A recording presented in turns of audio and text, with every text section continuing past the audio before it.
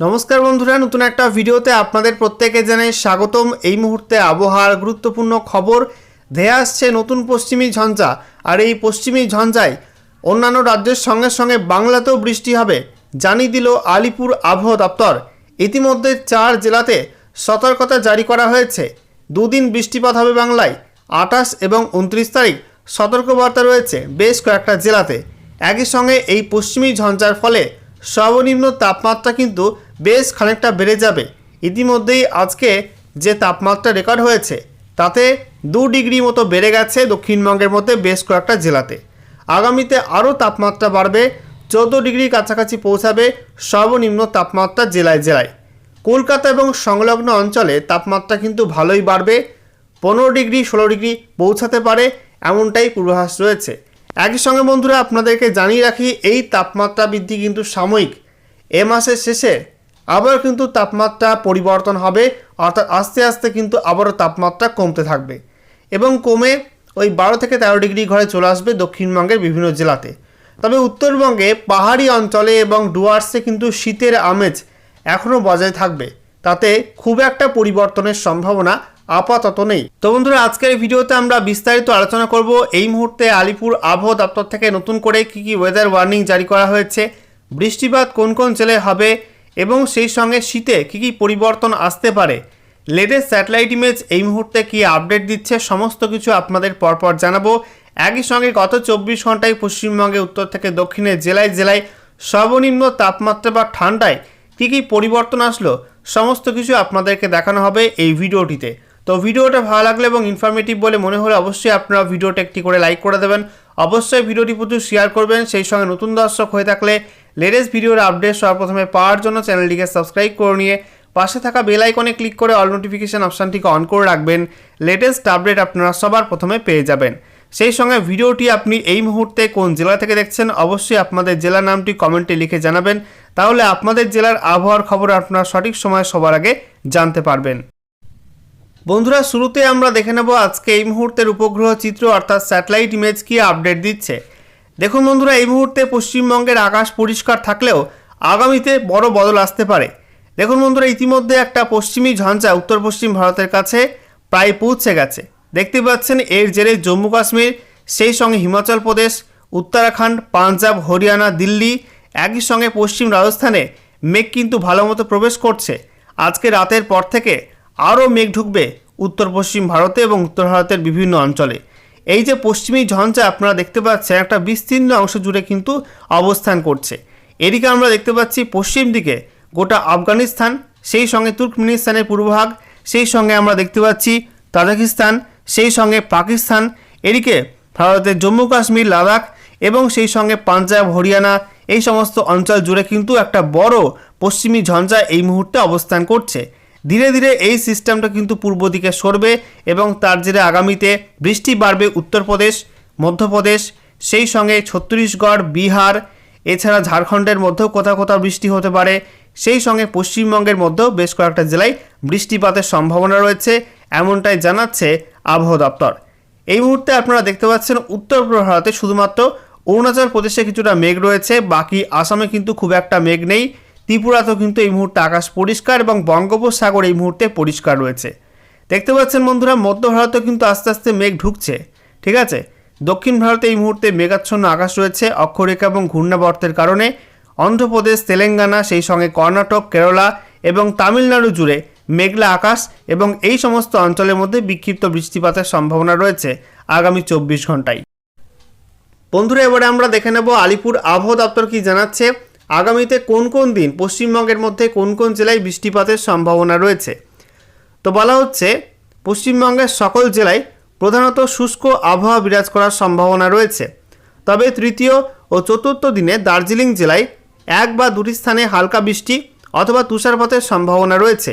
এছাড়া তৃতীয় দিনে কালিম্পং, জলপাইগুড়ি, আলিপুরদুয়ার জেলায় এবং চতুর্থ দিনে কালিম্পং জেলায় 1 বা 2টি স্থানে হালকা বৃষ্টির সম্ভাবনা রয়েছে। তো বুঝতেই পাচ্ছেন বন্ধুরা, আজকের বাকি সময়টাই খুব একটা ওয়ার্নিং নেই, কোনো বৃষ্টিপাত হবে না। আগামীকাল 27 জানুয়ারি কিন্তু বৃষ্টিপাতের সম্ভাবনা নেই, তবে 28 জানুয়ারি থেকে বৃষ্টিপাত শুরু হবে। দেখুন বন্ধুরা, বলা হয়েছে ম্যাপে 28 জানুয়ারি 2026 সকাল 8:30 থেকে 29 জানুয়ারি 2026 সকাল 8:30 পর্যন্ত সময়ের মধ্যে দার্জিলিং জেলায় বিক্ষিপ্তভাবে হালকা বৃষ্টি বা তুষারপাত হতে পারে।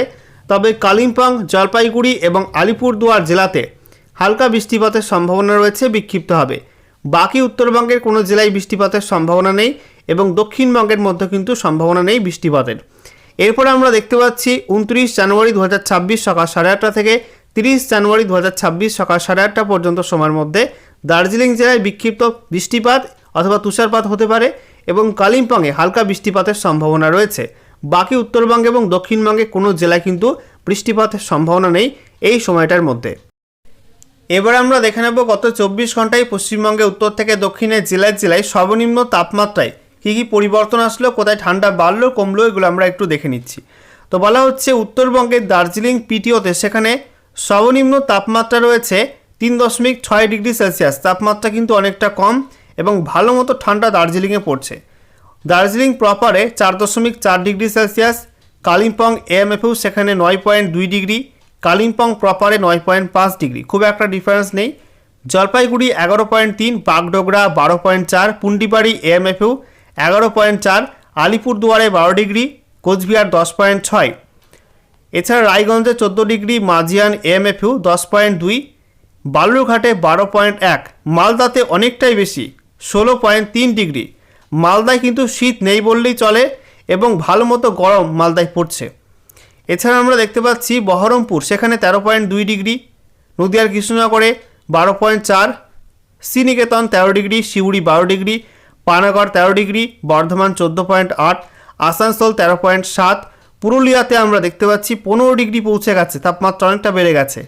এছাড়া মগরা 14 ডিগ্রি, কল্যাণী 12.3 ডিগ্রি, বাঁকুড়া 13.6, মেদিনীপুর 15.1, কলাইকুণ্ডাতেও 15 ডিগ্রি, এছাড়া ব্যারাকপুরে 12.2 ডিগ্রি, দমদম 15.4 ডিগ্রি, সল্টলেক 16.5, বসিরহাটে 13.7, কলকাতা 15.6, উলুবেড়িয়া 14.5, খড়গপুর এমএফইউ 13.5, হলদিয়া 15.8, এছাড়া ডায়মন্ড হারবার 15.3, ক্যানিং 13 ডিগ্রি, কাথিয়া আমরা দেখতে পাচ্ছি 14 ডিগ্রি, সেই সঙ্গে কাকদ্বীপ এমএফইউ সেখানে 13.3 এবং দীঘাতে 14.8 ডিগ্রি সেলসিয়াস সর্বনিম্ন তাপমাত্রা রেকর্ড হয়েছে।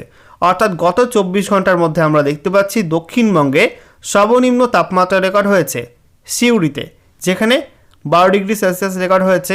উত্তরবঙ্গের মধ্যে সমভূমি অঞ্চলে এএমএফইউ মাজিয়ানে সর্বনিম্ন তাপমাত্রা রেকর্ড হয়েছে 10.2 ডিগ্রি সেলসিয়াস এবং পার্বত্য অঞ্চলে দার্জিলিং প্রিটিওয় কিন্তু ভালো মতো ঠান্ডা পড়ছে, 3.6 ডিগ্রি সেলসিয়াস তাপমাত্রা রেকর্ড হয়েছে এবং আলিপুর কলকাতায় 15.6 ডিগ্রি সেলসিয়াস তাপমাত্রা রেকর্ড হয়েছে।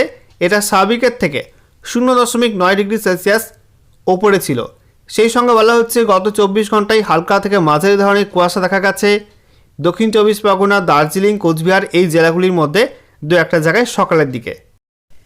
বন্ধুরা, এবারে ম্যাপ থেকে আপনাদেরকে দেখাবো আগামী দিনগুলিতে ঠান্ডায় কী কী বদল আসতে পারে, কোথায় ঠান্ডা বাড়তে পারে কমতে পারে।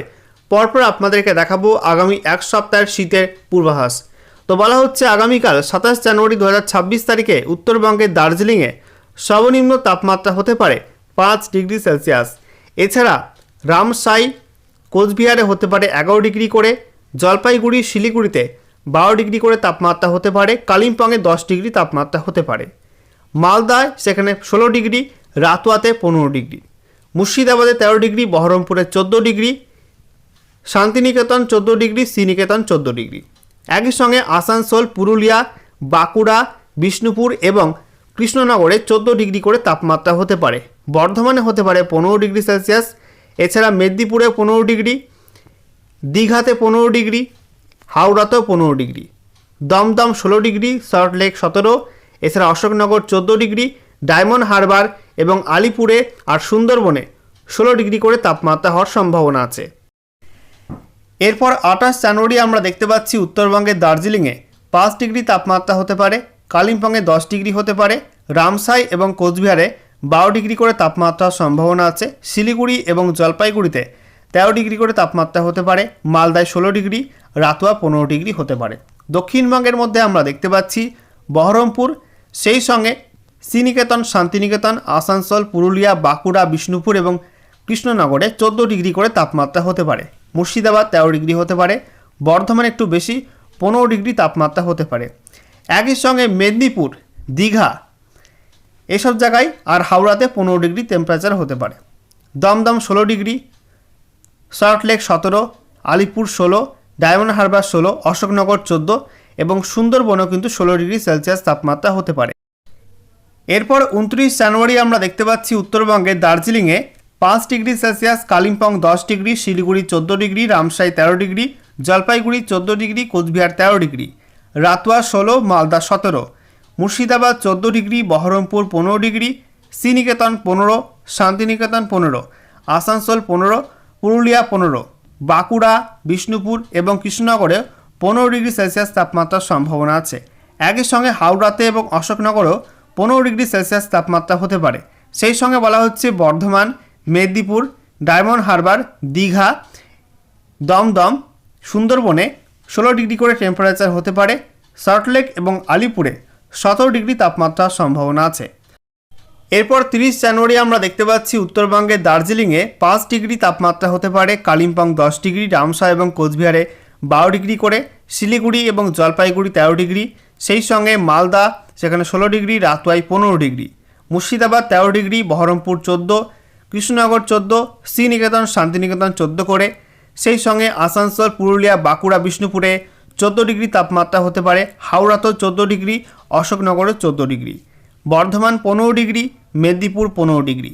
একই সঙ্গে দমদম, ডায়মন্ড হারবার, দীঘা এবং সুন্দরবনে 15 ডিগ্রি তাপমাত্রা হতে পারে। সেই সঙ্গে সল্টলেক সেখানে 17 ডিগ্রি তাপমাত্রার সম্ভাবনা আছে। আলিপুরে 16 ডিগ্রি সেলসিয়াস তাপমাত্রার সম্ভাবনা আছে। এরপর 31 জানুয়ারি থেকে তাপমাত্রা কিন্তু আবারও কিছুটা করে নামতে থাকবে। দেখুন বন্ধুরা, 31 জানুয়ারি দার্জিলিং 4 ডিগ্রি হতে পারে, কালিম্পং 9 ডিগ্রি, শিলিগুড়ি এবং রামসাই 12 ডিগ্রি, একই সঙ্গে জলপাইগুড়ি এবং কোচবিহারও 12 ডিগ্রি সেলসিয়াস তাপমাত্রা হতে পারে। রাতুয়াল 14, মালদা 15, মুর্শিদাবাদ 12, সেই সঙ্গে বহরমপুর, কৃষ্ণনগর, শ্রীনিকেতন শান্তিনিকেতন এবং বাঁকুড়া, বিষ্ণুপুরে 13 ডিগ্রি করে তাপমাত্রা হতে পারে। বর্ধমান, আসানসোল এবং পুরুলিয়াতে 14 ডিগ্রি টেম্পারেচার হতে পারে। এছাড়া হাওড়া, মেদিনীপুর, দীঘা এসব জায়গায় 14 ডিগ্রি করে টেম্পারেচার হতে পারে। দমদম, আলিপুর, সুন্দরবন, ডায়মন্ড হারবারে 15 ডিগ্রি সেলসিয়াস তাপমাত্রা হতে পারে। সল্টলেকে 16 ডিগ্রি সেলসিয়াস তাপমাত্রা হতে পারে।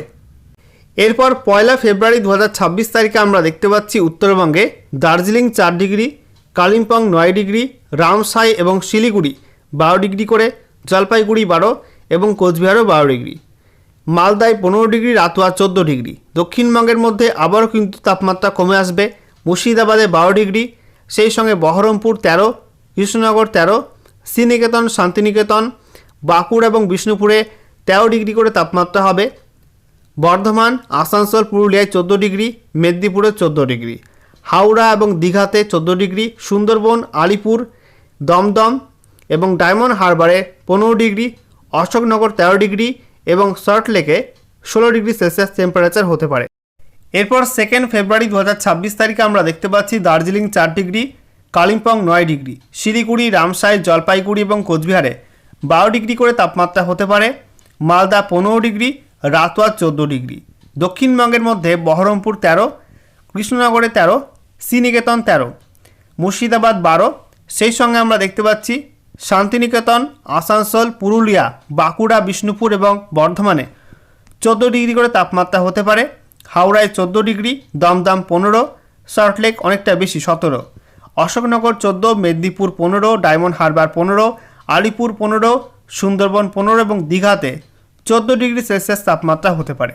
তো বুঝতেই পারছেন বন্ধুরা, আগামী 2 থেকে 3 দিন তাপমাত্রা বাড়বে, শীত কিন্তু কিছুটা উদাও হয়ে যাওয়ার মতো হবে এবং তারপরে আবার কিন্তু মাসের শেষে আস্তে আস্তে করে তাপমাত্রার পরিবর্তন হবে, আস্তে আস্তে ঠান্ডা বাড়বে এবং ফেব্রুয়ারির শুরুতে কিন্তু আবারও ফের শীত স্বমহিমায় ফিরতে পারে কিছু কিছু অংশে।